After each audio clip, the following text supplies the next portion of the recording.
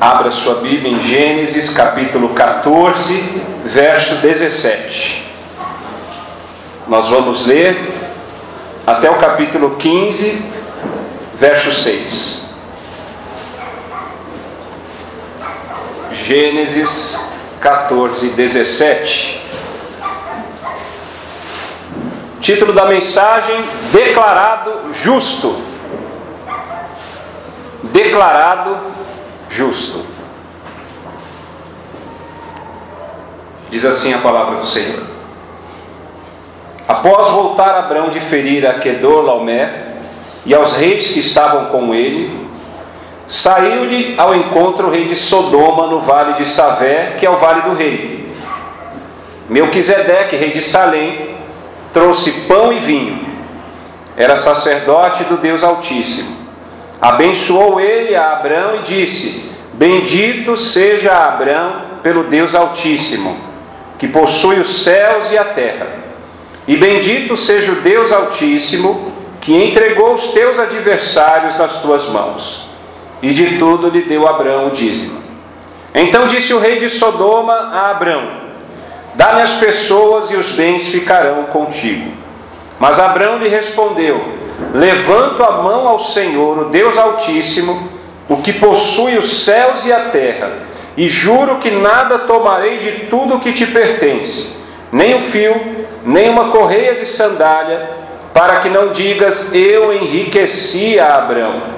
Nada quero para mim, senão o que os rapazes comeram e a parte que toca aos homens Aner, Escol e Manre, que foram comigo. Estes que tomem o seu quinhão. Depois destes acontecimentos, veio a palavra do Senhor a Abrão numa visão e disse: Não temas, Abrão, eu sou o teu escudo, e teu galardão será sobremodo grande. Respondeu Abrão: Senhor Deus, que me haverás de dar se continuo sem filhos, e o herdeiro da minha casa é o Damasceno Eliezer? Disse mais Abrão: A mim não me concedeste descendência, e um servo nascido na minha casa será o meu herdeiro. A isto respondeu logo o Senhor, dizendo: Não será esse o teu herdeiro, mas aquele que será gerado de ti será o teu herdeiro. Então conduziu-o até fora e disse: Olha para os céus e conta as estrelas, se é que o podes. E lhe disse: Será assim a tua posteridade. Ele creu no Senhor, e isso lhe foi imputado para a justiça. Oremos. Pai de amor, em nome de Jesus, pedimos tua graça, tua misericórdia, que teu Santo Espírito que habita em nós, teus filhos, possa iluminar nossas mentes e corações, para compreendermos as verdades reveladas na tua palavra. Ó Pai, repreenda toda a oposição espiritual. Que o teu nome seja exaltado, que o Senhor seja glorificado e a tua igreja edificada. Isso pedimos no nome do Senhor Jesus Cristo, teu Filho amado. Amém. Amém. Pode tomar o seu assento. O título, como eu já disse, Declarado Justo. Declarado Justo. Estamos acompanhando a jornada de fé de Abraão. Abraão recebeu um chamado de Deus, recebeu promessas de Deus, recebeu uma ordem clara do Senhor de que ele deveria deixar a sua terra em Ur dos Caldeus e ir até uma terra que Deus lhe mostraria, a terra prometida, Canaã. E assim Abraão fez, e quando ele chegou na terra prometida, Deus voltou a aparecer a Abraão e pôde então receber novamente a promessa de Deus de que aquela terra onde ele estava pisando a planta de seus pés pertenceria à descendência dele para todo sempre. Abraão teve momentos de fraqueza espiritual, é verdade. Ele acabou descendo ao Egito, buscando socorro onde Deus não havia direcionado, mas Deus teve misericórdia e promoveu um milagre da restauração espiritual. Ele retornou à presença de Deus, ali Deus falou fortemente ao seu coração, e Abraão pôde ser levantado e edificado novamente. Deus faz assim conosco também. Nós temos momentos de dificuldade, temos momentos de fraqueza espiritual, mas o Senhor vem e promove a restauração espiritual em nossas vidas, fortalece os nossos corações. E assim Abraão vai dando mostras de que Deus está com ele, que ele tem comunhão com Deus, ele está crescendo na fé, ele está sendo de fato aquele que vai ser chamado de o pai da fé, Abraão, pai de multidões. E assim nós vemos aquelas ocasiões em que houve uma guerra entre 4 reis do Oriente contra 5 reis da Campina do Jordão, que foi exatamente logo após aquela contenda que houve entre os pastores de gado de Abrão e de seu sobrinho Ló. Abrão, para preservar a harmonia, ele generosamente, uma proposta muito boa, ele cede ao seu sobrinho que escolhesse para onde ir, e assim foi feito. Ló escolheu ir para a Campina do Jordão. E o fato é que Ló acabou morando posteriormente, ele foi armando as suas tendas até chegar ao ponto de ser um cidadão importante na perversa, maldosa, imoral Sodoma. Então, houve essa guerra, estes reis do Oriente, sob o comando de Quedorlaomer, acaba vencendo essa batalha, levam cativo inclusive Ló. Abrão toma conhecimento disso, reúne 318 homens capazes e vai à noite pelejar na batalha contra esses 4 exércitos. É uma façanha. Deus dá a vitória.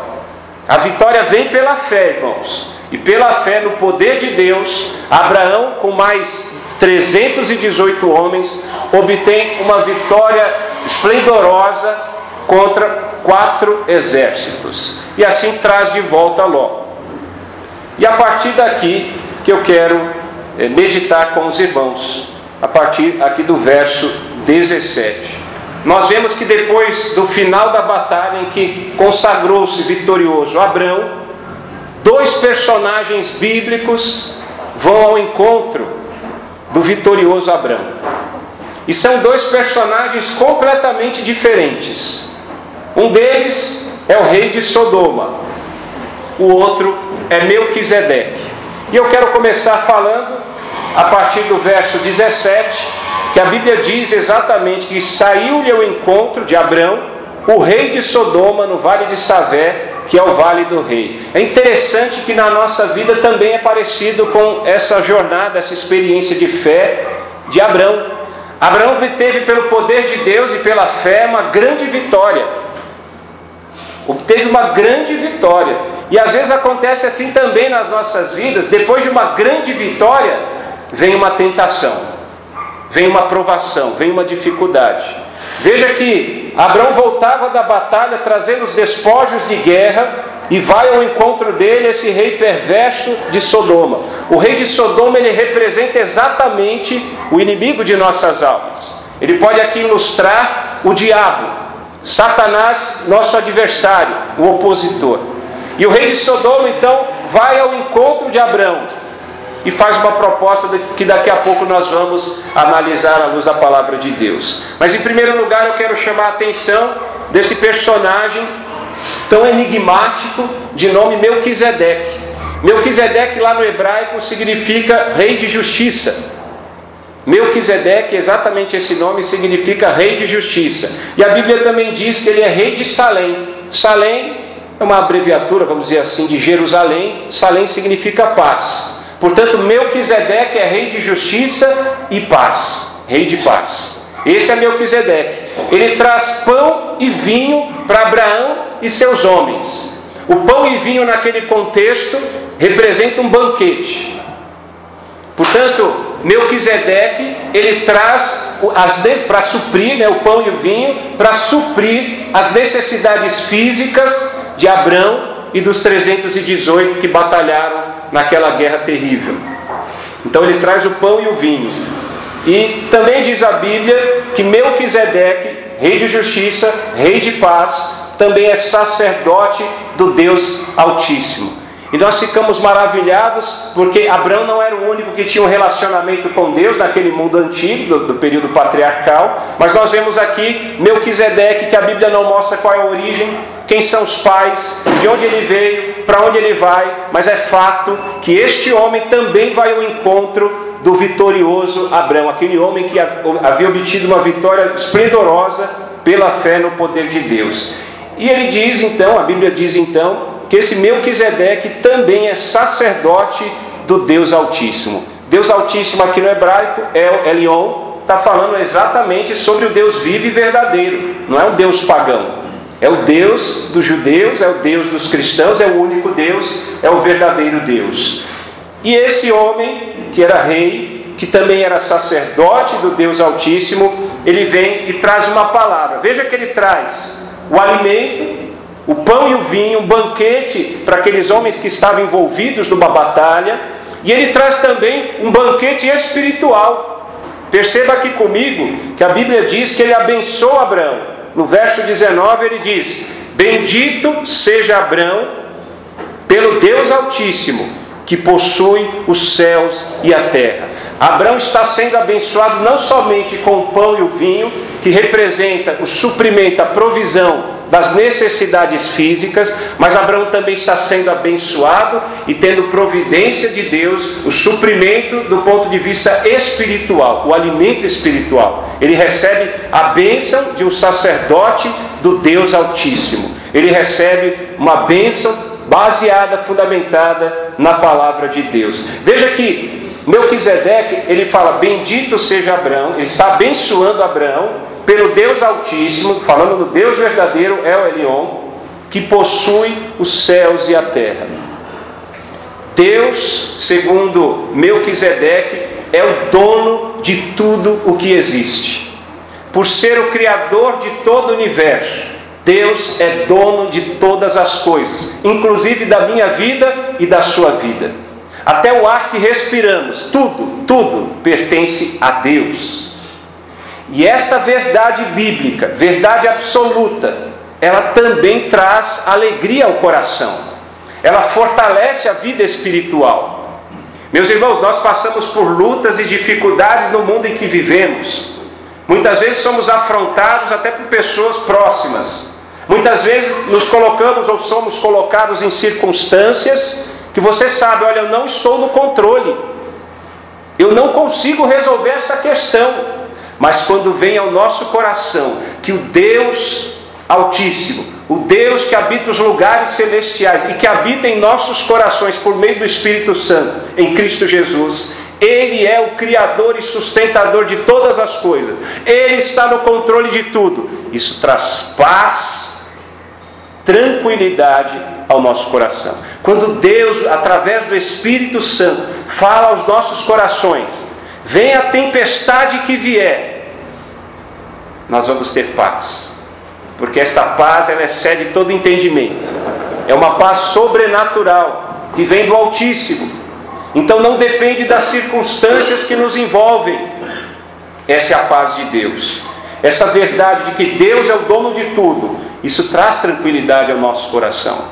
E é assim que Melquisedeque, sacerdote do Deus Altíssimo, traz esse banquete espiritual, além do banquete físico, o pão e o vinho, mas também uma palavra que abençoa a alma, que dá força ao espírito, né? E ele continua: e bendito seja o Deus Altíssimo. É como se ele estivesse louvando a Deus. Louvado seja Deus, está dizendo aqui Melquisedeque, que entregou os teus adversários nas tuas mãos. Melquisedeque reconhece que toda vitória procede de Deus.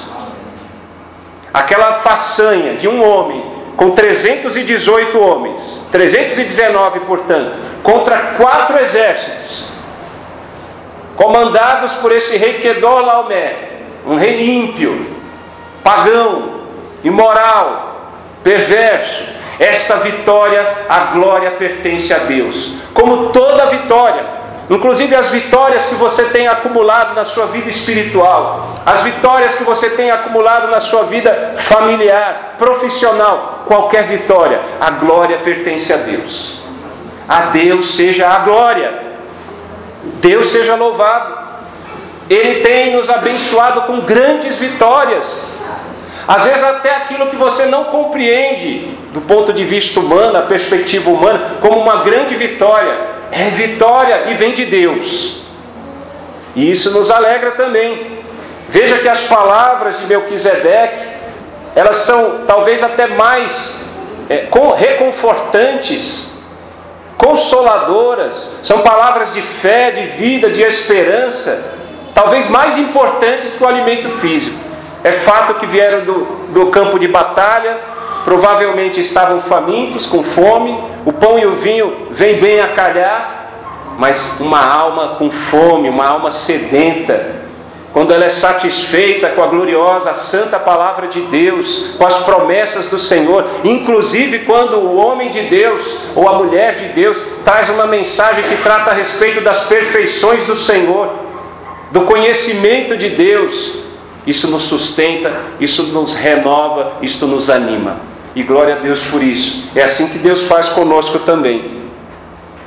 E lá no finalzinho do verso 20, a Bíblia diz: e de tudo lhe deu Abrão o dízimo. Eis a primeira vez, a primeira ocorrência na Bíblia do dízimo, a 10ª parte. Então, de todos os despojos, e olha que não devia ser pouca coisa, eram 4 reis, 4 exércitos, era muita coisa que era trazida por despojos de guerra.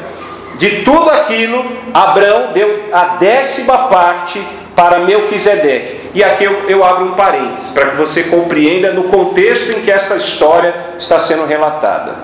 Na verdade, nós entendemos aqui que esse contexto, junto com o texto de Hebreus 7, depois eu posso fazer a leitura do texto, nós aprendemos que aqui a Bíblia está mostrando que o sacerdócio de Melquisedeque, e vocês se lembram que o sacerdote é aquele que liga o homem a Deus. Você se lembra do Antigo Testamento que o sacerdote, ele é aquele que oferece sacrifícios para cobrir os pecados dele mesmo, de sua família e do povo de Deus. Então, esse sacerdócio de Melquisedeque, a Bíblia mostra, combinando esse texto de Gênesis 14 com o texto de Hebreus 7, 1 ao 3, que daqui a pouco nós leremos.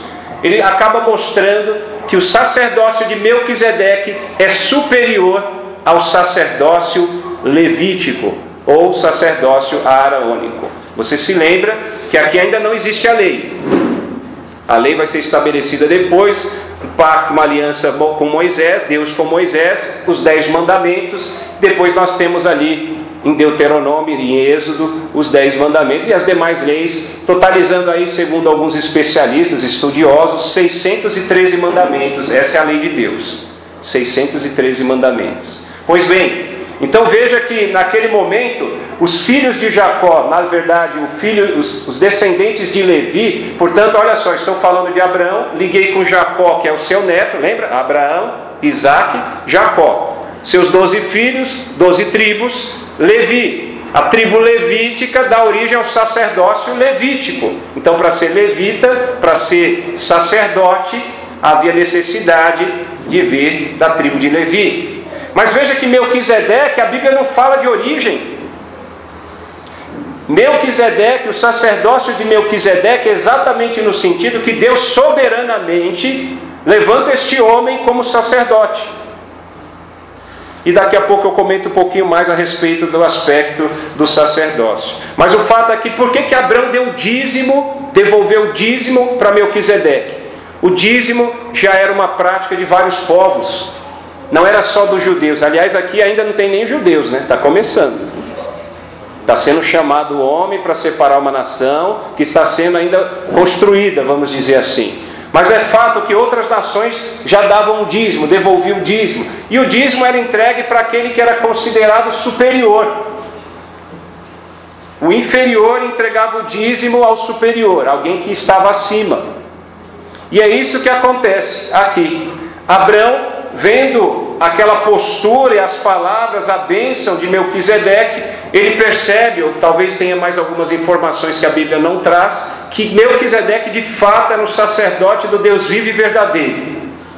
Então ele fazia jus a receber aqui na terra, conforme diz em Hebreus 7, receber o dízimo, as ofertas, a 10ª parte daquilo que ele havia recebido de despojos aqui na terra. Mas nos céus, como Melquisedeque era o representante de Deus aqui na terra, nos céus o próprio Deus recebia por fé, pela fé daquele que entregava aquele valor, aquela 10ª parte.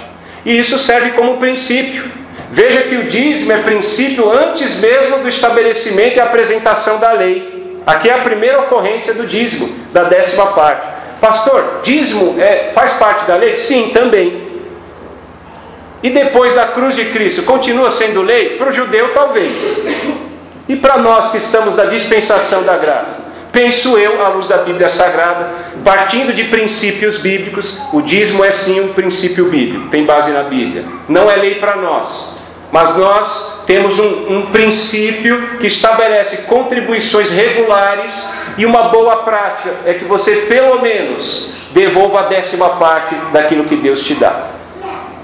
Porque se os judeus que viviam debaixo da lei, eles devolviam a 10ª parte, e não era dinheiro, porque era uma sociedade agrícola, pastoril, era em alimentos. A casa do tesouro não tem nada a ver com a igreja, era no templo lugar para colocar alimentos, para colocar uma parte do que era a 10ª parte, né, daquilo que era colhido nas colheitas, enfim. Então, na verdade, o dízimo hoje, trazendo para os nossos dias, representa a confiança de que você crê que Deus é o que possui os céus e a terra. Veja que os princípios estão aqui, embora esse não seja o assunto principal. Deus é o dono de todas as coisas. Então, você confiando nisso, tudo que você tem, você é um administrador. Ou, usando uma expressão mais antiga, você é um mordomo de Deus. É um mordomo cristão. Você apenas e tão somente cuida das coisas que pertencem ao Senhor. E você, reconhecendo isso, devolve a 10ª parte. É o mínimo para demonstrar com uma ação exterior visível aquilo que está invisível interiormente no seu coração. Deus é dono de todas as coisas, e eu sou apenas um administrador dos bens, das coisas que pertencem a Deus. Essa é a ideia do dízimo. Se tem alguém aqui que ainda estava com algum problema, ainda tem alguma dúvida, algum conflito, é um princípio bíblico. É um princípio bíblico e não há motivos para sofrimento. Deus ama quem doa com alegria. Os princípios estão lá em 2 Coríntios 8 e 9. Esse foi uma parte. Voltemos para o contexto, porque esse não era o principal assunto aqui desse texto que nós estamos meditando. Então, ok, Abrão deu dízimo, entregou o dízimo dos despojos de guerra para Melquisedeque. E eu vou voltar a falar sobre Melquisedeque. No verso 21, nós vemos agora uma outra personagem bíblica, totalmente diferente daquele homem piedoso, homem de Deus, sacerdote do Deus Altíssimo, que acabamos de falar, que é Melquisedeque. Agora no verso 21, a Bíblia fala sobre o rei de Sodoma. O rei de Sodoma. Se por um lado nós temos Melquisedeque como uma figura do homem piedoso, do homem que teme a Deus, do homem de fé, do homem que age segundo a vontade de Deus. Por outro lado, nós temos aqui o rei de Sodoma como uma figura daquele que é ímpio, daquele que não teme a Deus, daquele que faz o que está em seu coração corrupto, daquele que não tem o temor do Senhor. Essa é a figura, é a representação do rei de Sodoma. E veja que coisa terrível a proposta do rei de Sodoma. Ele havia sido derrotado, só para lembrar os irmãos. E ele vê aquela comitiva, o exército de Abrão, com todos os despojos de guerra. E ao invés de se aproximar com humildade daquele que foi lá e trouxe tudo de volta o que havia sido levado, inclusive famílias, levados cativos, os bens. Não, olha só o que ele faz, lá no verso 21. Dá-me as pessoas. Arrogantemente, o rei de Sodoma dá ordens a Abrão. Dá-me as pessoas e os bens ficarão contigo. Está no verso 21. Veja que interessante. Primeiro, pelo costume daquela época, aquele que ia na batalha reconquistava as coisas, os despojos pertenciam na maior parte àquele que era vencedor. Então aqui era o direito de Abrão. Portanto, o rei de Sodoma não estava fazendo nada demais. Já era o direito de Abrão. Agora veja que essa é uma tentação terrível, que é exatamente o que vai complementar o que nós vimos no finalzinho do verso 17, quando a Bíblia diz que saiu-lhe ao encontro o rei de Sodoma. Olha onde que está a tentação nessa proposta do rei de Sodoma. Ele diz assim: dá-me as pessoas e os bens ficarão contigo. Como se a motivação do coração de Abrão fosse conquistar mais bens, e não O propósito dele nós sabemos, porque temos meditado das Escrituras Sagradas a respeito da peregrinação de fé de Abraão. O propósito do coração de Abraão era exatamente resgatar o seu sobrinho Ló, principalmente, e também toda a sua família e os bens deles, e trazer de volta, libertá-los daquele povo que os levaram cativo. Então veja que esta é uma tentação. Tem uma grande vitória, vem este homem perverso. Às vezes acontece assim também nas nossas vidas. Você tem uma grande vitória espiritual, você sai consagrado com a graça de Deus e pelo poder de Deus, da fé, vitorioso em uma pendência, algum litígio, alguma situação, alguma circunstância, e de repente vem um enviado de Satanás, um mensageiro do cão, para tirar a sua paz, para tentar roubar a alegria do seu coração. Ele faz uma proposta tentando derrubar você, fazer você declinar da sua fé, que é exatamente o que o rei de Sodoma vem fazer.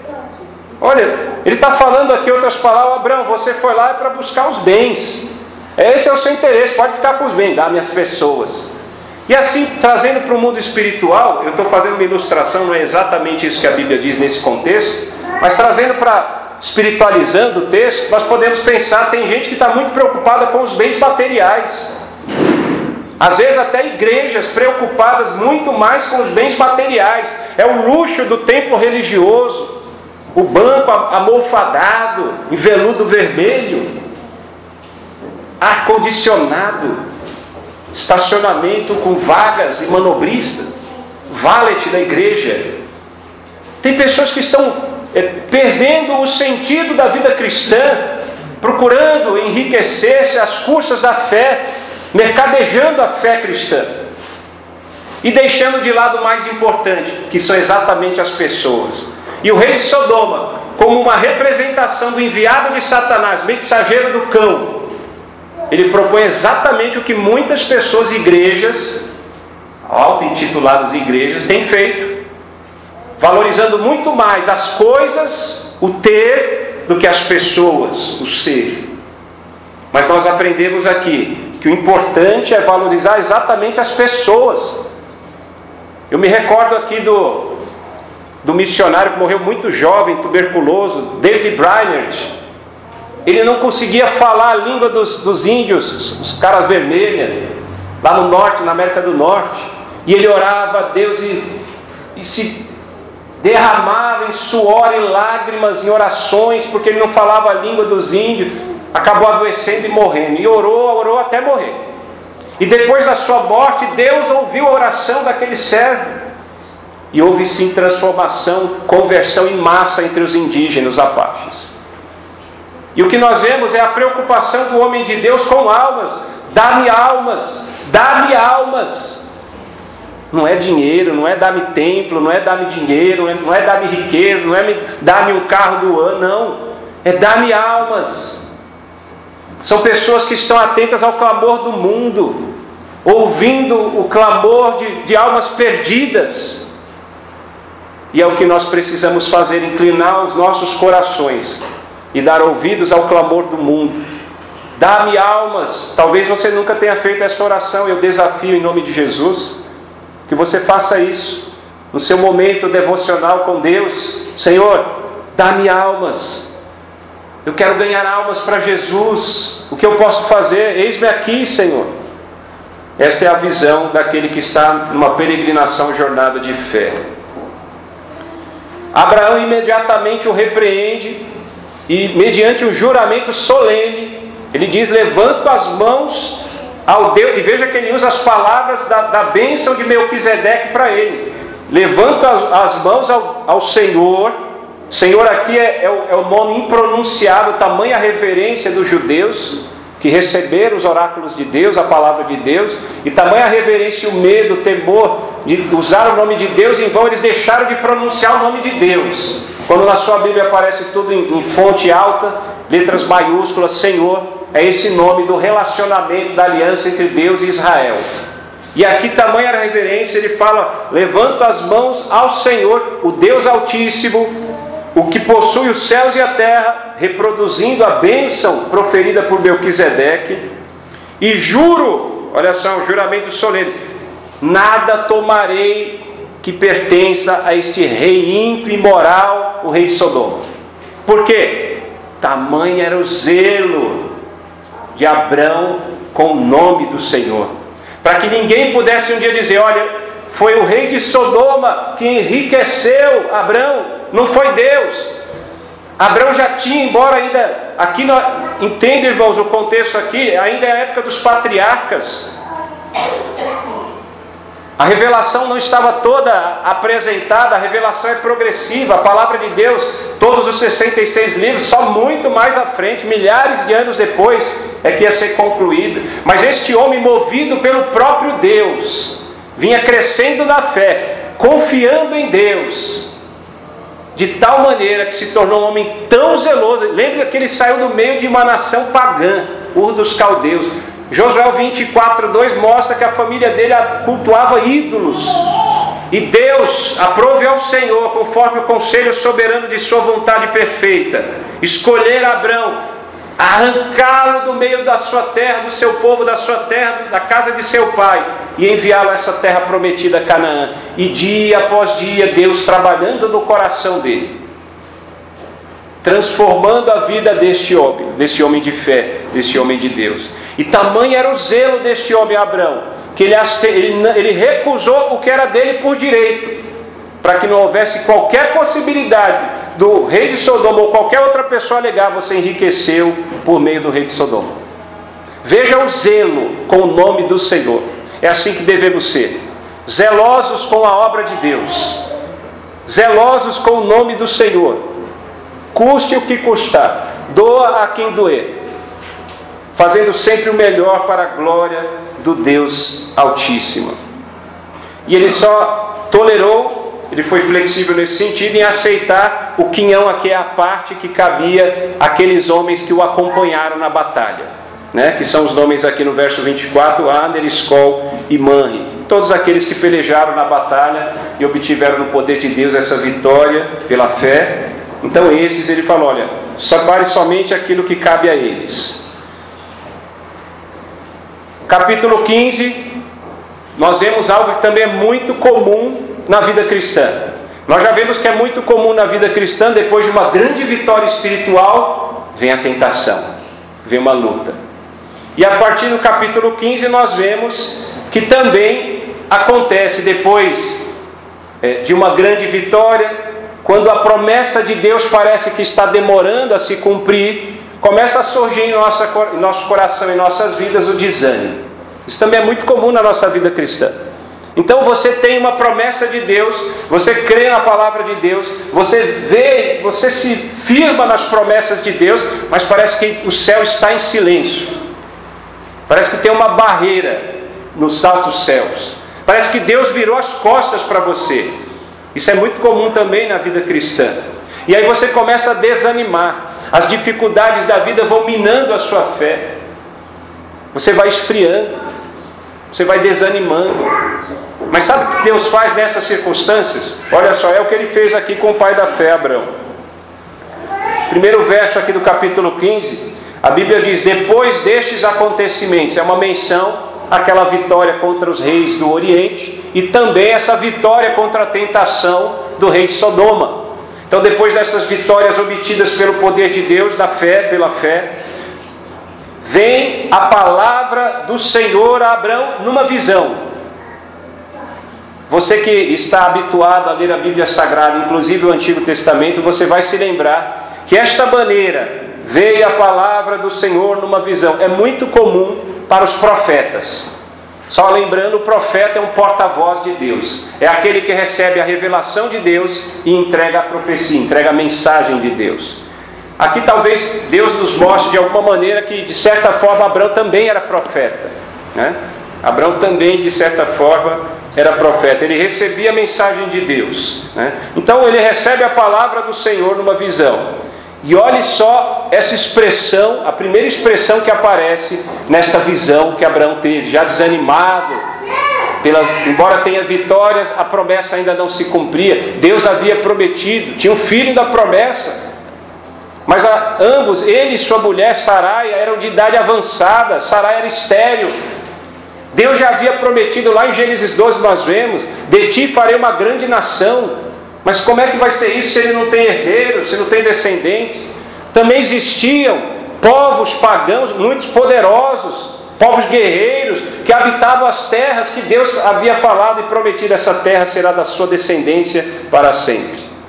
Então isso vai desanimando, porque embora muitas vezes ele demonstrava ter o olhar e a perspectiva da fé, era um homem de fé, um homem de Deus, nós somos humanos, ele também era humano. E aí vai desanimando. E aí o ânimo, o consolo, o conforto para o homem de Deus, para a mulher de Deus, vem do próprio Deus. Não temas. Há quem diga que não temas, e expressões correlatas, semelhantes, aparecem 360 vezes na Bíblia toda, do Gênesis ao Apocalipse. Há quem diga então, a interpretação é que para cada dia do ano, Deus diz para nós: não temas, não temas, não temas. Está difícil? Não temas. Está tudo bem? Não temas. Ficou difícil de novo? Não temas. Essa é a mensagem de Deus para Abrão, o desanimado Abrão, por conta da demora no cumprimento das promessas de Deus para a sua vida. E esta é a mensagem de Deus para cada um de nós, filhos de Deus, para mim e para você. Não temas, não temas. Continua a palavra do Senhor dizendo: não temas, Abraão, eu sou o teu escudo. Eu sou o teu escudo. Esta é a palavra de Deus para Abraão. Imagina para um homem de Deus, um homem de fé, que confia em Deus, que conhece as promessas, está aguardando o cumprimento das promessas, começa a desanimar e de repente vem o próprio Deus em visão. A palavra do Senhor dizendo: não temas, eu sou o teu escudo. Deus diz isso para mim e para você todos os dias. E às vezes nós não ouvimos, porque estamos olhando muito mais para os problemas, as circunstâncias difíceis, do que dando ouvidos e olhando para o nosso Deus, o Deus Altíssimo, o que possui os céus e a terra. Mas Ele está dizendo para nós: não temas, eu sou o teu escudo. O escudo serve para proteção, para segurança. Você tem sido atacado com os dardos inflamados do maligno, setas do demônio. Não temas, eu sou o teu escudo, diz o Senhor. Isso Ele fala para mim e para você também, irmãos. É motivo de alegria, de paz no coração. A nossa vida cristã é uma vida que nós vivemos não só pelo que vemos, mas pelo que cremos. E é verdade, nós somos humanos, há momentos em que nós fracassamos na fé, mas Deus vem renovar e vem nos reanimar por meio de Sua palavra. A palavra que alimenta para a nossa alma e espírito. Não temas, eu sou o teu escudo. Se eu fosse o escudo para vocês, vocês poderiam continuar temendo. Mas aqui é o próprio Deus que está falando: Abraão, não temas, eu sou o teu escudo, eu te protejo, eu te guardo, eu sou rocha firme, fortaleza. Não temas. E Deus fala assim para mim, fala assim para você.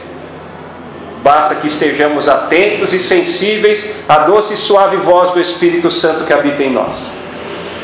Que não olhemos tanto para as circunstâncias que nos cercam, para os problemas, para as dificuldades da vida. Embora humanamente falando isso seja impossível. Mas certamente no tempo devido, no tempo de Deus, Ele há de nos relembrar das promessas do Senhor. E aí você vai ouvir aquela voz lá no fundo do seu coração. Ou quando você estiver meditando na palavra: não temas, eu sou o teu escudo. Isso vai saltar os teus olhos, vai aquecer a sua alma, vai ter fogo no seu coração. E você vai descansar no Senhor. Às vezes o problema ainda não vai estar resolvido, mas você vai descansar na promessa de Deus. Deus é o meu escudo, Deus é o meu refúgio, a minha fortaleza. Socorro bem presente na angústia, não temerei. Meu socorro vem do Senhor Deus que fez os céus e a terra. E aí começa a vir um monte de versículos bíblicos, e aquilo vai alimentando a sua alma, o seu espírito. E aí você volta a ter paz novamente, mesmo que o problema permaneça, até o dia que o Senhor dá o escape. E diz mais o Senhor a Abrão: eu sou teu escudo e teu galardão será sobremodo grande. Possivelmente Deus está fazendo menção às promessas que eu já citei de Gênesis 12, 2 e 3. De ti farei uma grande nação, em ti serão benditas todas as famílias da terra. Deus tinha promessas grandiosas para esse homem de Deus. E Deus tem promessas grandiosas para nós também. E a coisa mais maravilhosa é a certeza da salvação, a segurança eterna que temos em Cristo Jesus. Essa promessa é certa. Você que se arrependeu de seus pecados e creu em Jesus Cristo como o único e suficiente Senhor e Salvador de sua vida, você tem a certeza de que um dia, quando você fechar os olhos aqui nesta vida terrena e abrir seus olhos nos lugares celestiais, você vai transpor os portões celestiais, vai ao encontro do Senhor da sua vida, o autor e consumador da sua fé, e Ele vai te conduzir para a sua parte lá nas mansões celestiais, porque Ele foi preparar lugar para mim e para você, para nós que somos filhos de Deus. E aí não vai ter mais o sofrimento que nós temos aqui. Seremos glorificados, seremos a estatura de varão perfeito. Esta é promessa. Quando está tudo difícil, lembra das promessas de Deus. Isso vai te reanimar, isso vai mudar a sua vida. No verso 2 do capítulo 15, agora, olha que Abraão, ele tem ali um tete a tete com Deus. O homem e a mulher de Deus, ele precisa ter esse tete a tete com Deus, essa comunhão com Deus. Ele está conversando com Deus. Deus fala para ele, ele fala com Deus. Deus responde para ele, ele confia. Nós também precisamos desse estilo de vida, de fé, né? Veja que Abraão diz: Senhor Deus, mas que me haverás de dar se continuo sem filhos? O herdeiro da minha casa é o Damasceno Eliezer. Abraão, naquele momento de desânimo, ele começa a olhar: olha, eu estou velhinho, Sarai está velhinha, não tem mais filho, não apareceu filho nenhum, ela é estéril. Como é que vai ter um herdeiro? Então tudo bem, era lei na época, era costume da época. Então o herdeiro, já que não tem filhos, então vai ser o servo. O mordomo o Damasceno Eliezer vai ser o herdeiro. Deus fala com Abraão de novo: Abraão, negativo. E olha só o que Deus fala para Abraão: não será esse o teu herdeiro. E aqui no hebraico a tradução fica bem levinha, mas olha só, eu vou tentar traduzir da melhor maneira. Mas aquele que será gerado de ti será o teu herdeiro. Aqui dá a impressão, trazendo para o linguajar dos nossos dias, sem medo de cometer o anacronismo, né, de falar uma coisa de hoje, não existia na época. Ele está falando: Abraão, o herdeiro, o filho da promessa, é aquele que tem o teu sangue, é aquele que tem o teu DNA. Não é o seu servo, não. Eu prometi, eu vou cumprir. Deus deu a promessa, então aguarda, confia. É isso que ele está falando para Abraão e está falando para nós. Deus prometeu, aguarda, descansa, se agarra firme nas promessas de Deus. Ele vai dar a vitória, Ele vai cumprir a promessa que fez para nós. E aí Deus, Ele vai e conduz Abraão para fora da tenda, manda que ele olhe para os céus e conte as estrelas se ele pudesse. Olha que interessante. Abraão, sai da tua tenda, conta as estrelas do céu se você puder, será assim a tua posteridade. Olha que interessante. Em Gênesis 13:16, Deus, ele fala que a descendência de Abraão será como o pó da terra. Gênesis 13:16, já meditamos sobre esse texto. Agora em Gênesis 15:5, Deus fala para Abraão que a descendência, os herdeiros dele, em número, seriam como as estrelas dos céus. Peraí, tem diferença aí. Porque o pó da terra está limitado aqui ao planeta Terra. É bastante coisa, né? Agora, as estrelas do céu me remonta à ideia do universo todo, as estrelas em todas as galáxias. Então é muito mais do que o pó da terra. O que a Bíblia quer dizer com isso? Quando a Bíblia diz que a descendência de Abraão será como pó em números e como pó da terra, está fazendo menção, possivelmente, à descendência natural de Abraão. Está falando dos judeus. Está falando dos judeus. Agora, quando a Bíblia diz, aqui no texto de Gênesis 15:5, a sua descendência em números será como as estrelas dos céus, certamente, é quase certo que a Bíblia está fazendo uma menção à descendência espiritual. A descendência espiritual de Abraão. Conforme Gálatas 3:7, está falando, aqueles que têm fé, estes são filhos de Abraão. todos os que têm fé, todos os que creem nas promessas de Deus, todos os que creem na palavra de Deus, todos os que são filhos de Deus e, portanto, foram salvos pela fé, esses estão dentro desse número aqui, a descendência espiritual, que é um número como as estrelas do céu. Seria nesse sentido. E o verso 6 é o grande destaque desse texto. O verso 6 contém uma doutrina cristã fundamental, uma doutrina da nossa fé. Nós vamos ter batismo no dia 2. 6 irmãos estarão, irmãos e irmãs, estarão sendo batizados, jovens, adolescentes. Estarão obedecendo a ordenança do Senhor. E a primeira coisa que nós aprendemos na sala dos catecúmenos, para quem gosta dos termos antigos, ou sala de doutrina, né, é exatamente que batismo não salva. O batismo é apenas um sinal exterior e visível de uma graça que já aconteceu de maneira invisível e interior. Ou seja, você é batizado nas águas porque você obedece à ordenança de Cristo Jesus, porque hoje você é um filho de Deus, você já é salvo. Não é o batismo que salva. O batismo é só para aqueles que creem, para aqueles que já são salvos. E veja que esse verso 6, ele salta aos olhos, porque é uma doutrina importantíssima, conhecida como doutrina da justificação pela fé. Doutrina da justificação pela fé. Em outras palavras, a salvação eterna, ela é pela graça, mediante a fé, independente de obras da lei ou de boas obras. E eu quero encerrar então fazendo algumas considerações. Quero me dedicar um pouco mais a essa questão da justificação da fé.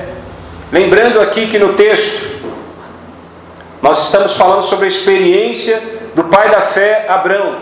E a primeira coisa que eu destaco aqui, e talvez você não se recorde, mas eu quero refrescar a sua memória, que toda a Bíblia tem um assunto, um tema principal, que é exatamente Jesus Cristo.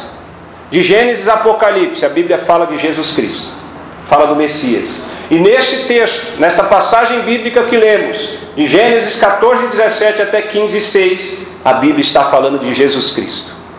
Aqui ainda é pré-encarnado, porque Jesus Cristo é o Filho de Deus, Ele é Deus, segunda pessoa da Santíssima Trindade. Aquele sempre existiu, Ele é autoexistente, Ele é Deus, mas aqui ainda não encarnado. Há quem diga até que Melquisedeque é uma encarnação de Cristo, mas aí eu não vou entrar nessa polêmica, depois vocês perguntem para o diretor da IBD, tá? Mas eu não penso assim, eu penso que aqui é o Cristo pré-encarnado. A Bíblia está falando sobre Cristo Jesus. Cristo ou Messias é a mesma coisa, significa ungido de Deus. Melquisedeque, agora me permitam fazer a leitura de Hebreus 7, 1 ao 3, diz o seguinte, Hebreus 7, 1 ao 3, esse Melquisedeque, rei de Salém e sacerdote do Deus Altíssimo, encontrou-se com Abraão, quando este voltava, depois de derrotar os reis, e o abençoou. E Abraão lhe deu o dízimo de tudo. Até aqui é o que o texto diz em Gênesis. Em primeiro lugar, seu nome significa rei de justiça, depois rei de Salém, quer dizer rei de paz. Agora prestem atenção no finalzinho, no verso 3. Sem pai, está falando de Melquisedeque, sem mãe, sem genealogia, sem princípio de dias, nem fim de vida, feito semelhante ao Filho de Deus, ele permanece sacerdote para sempre. O autor de Hebreus, especialmente no capítulo 7, ele apresenta o fato com base no texto de Gênesis 14, 18 e também com base no texto de Salmo 110, 4, que o Messias era tanto rei quanto sacerdote. Assim como Melquisedeque era rei e sacerdote, o Messias, o Cristo, Jesus, o Cristo, era rei, é rei e sacerdote. E nós aprendemos então pela Bíblia, combinando o texto do Novo Testamento, Hebreus 7, com o texto de Gênesis 14 e 15, que Melquisedeque é um tipo, é uma ilustração, uma figura de nosso Senhor e Salvador Jesus Cristo. Então, o que há de comum? Quando fala em tipo, você tem um antítipo. O antitipo, né? Então, o tipo é Melquisedeque, o antitipo, Jesus Cristo. O que há de comum entre Melquisedeque e Jesus Cristo? Exatamente os ofícios de rei e sacerdote. Assim como Melquisedeque é rei de justiça e rei de paz, e também sacerdote do Deus Altíssimo, nosso Senhor Jesus Cristo também é rei e sacerdote, mas claro, numa medida que não dá para comparar. Jesus não é só o rei de justiça, Jesus não é só o rei de paz, Ele é o rei dos reis, o Senhor dos senhores. Jesus vai reinar eternamente sobre todos. Hoje já reina nos corações dos filhos de Deus, mas a gente que o rejeita. Mas haverá o dia que Ele voltará e governará com o cetro de ferro, e reinará sobre todos. E depois, na eternidade, então, vai reinar sobre tudo e sobre todos. Jesus, então, é rei de justiça e rei de paz. Mas veja que, quando Jesus estiver no governo, sabe aquele desejo que temos no coração de um governo justo? O povo não clama por justiça? O povo não clama por justiça, por paz? Somente Jesus reinando, governando, é que nós vamos experimentar como nunca houve um reinado de justiça, justiça sem corrupção e justiça também com paz. Uma paz que só Jesus que pode promover. E mais, Jesus também é sacerdote. Nenhum ser humano pode acumular. Nós aqui como batistas defendemos a separação de igreja e Estado, e com razão. Quando você tem muitos poderes nas mãos de um homem só, isso é muito perigoso. Agora, o único homem, na verdade o Deus homem, que pode cumprir com perfeição um reinado e o sacerdócio é Jesus Cristo.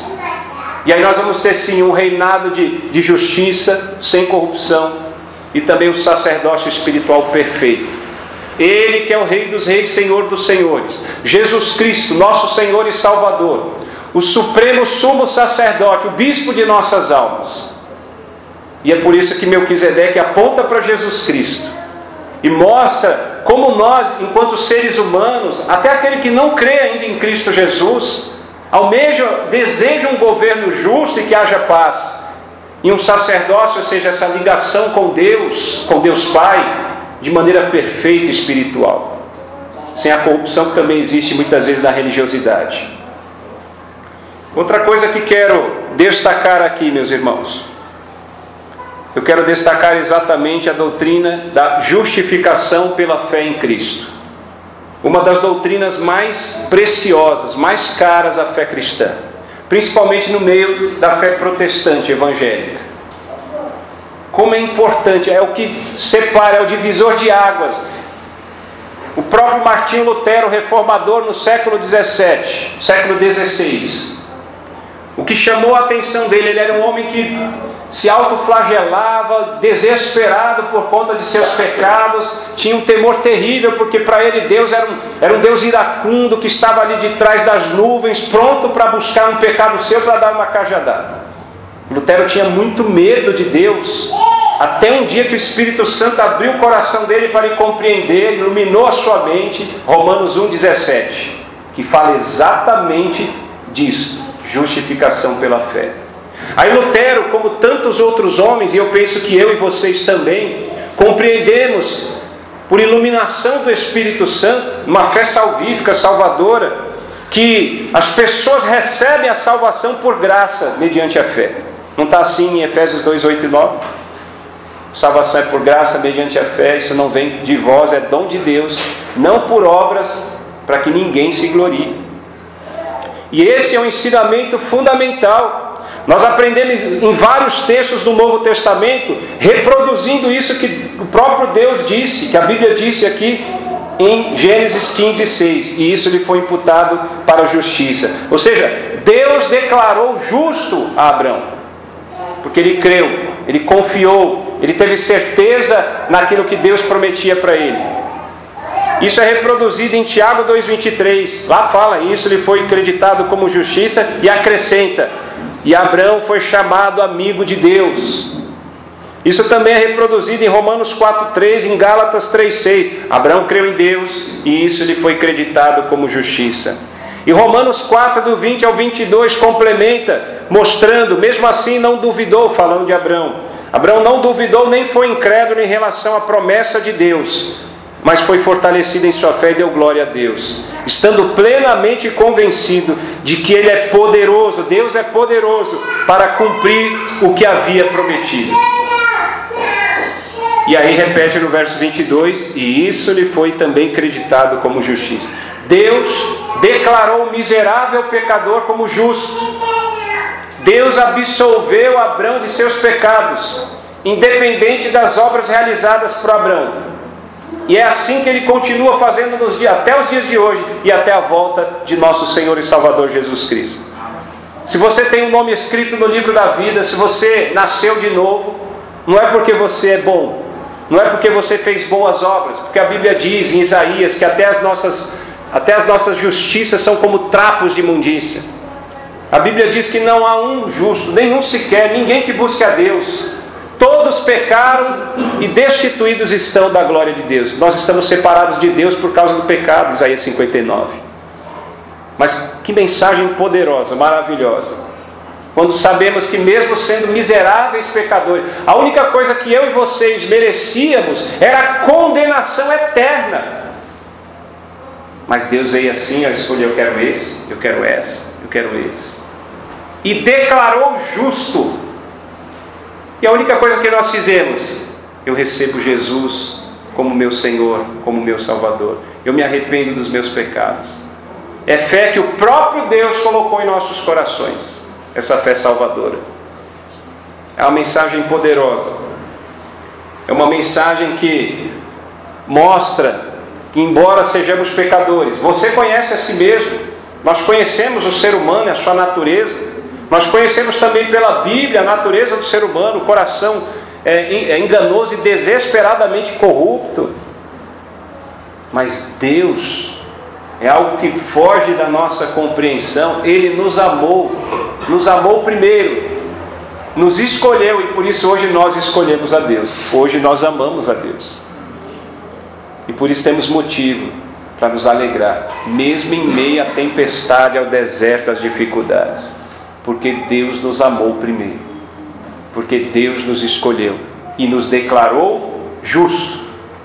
Deus é fogo consumidor, está irado contra o pecador, mas a ira de Deus foi aplacada por meio da obra que Cristo Jesus realizou na cruz do Calvário, morrendo a nossa morte, pagando alto preço para nos resgatar da escravidão e do poder do pecado.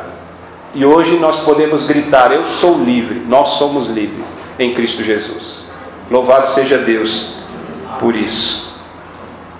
Que Deus nos abençoe, que Deus nos ajude, possamos ter sempre guardado em nossos corações essa doutrina, esse ensinamento bíblico fundamental à nossa fé, que é exatamente a doutrina da justificação pela fé. Nós somos salvos pela graça, nós somos declarados justos. Glória a Deus por isso. Vamos orar. Pai de amor, nós te agradecemos por tudo. Te agradecemos porque o Senhor nos amou, o Senhor nos escolheu e o Senhor nos declarou justos. Pai santo, Pai querido, queremos honrar este chamado, esta vocação, e expressar a nossa gratidão fazendo o melhor para a Tua glória. Capacita-nos, pois somos limitados. Queremos ter um coração semelhante a de Teu Filho Jesus Cristo. Queremos seguir conforme a Tua direção, Teu conselho. Queremos fazer tudo aquilo que for necessário para glorificar o Teu santo nome. Queremos ter mais intimidade e profundidade em nosso relacionamento com o Senhor.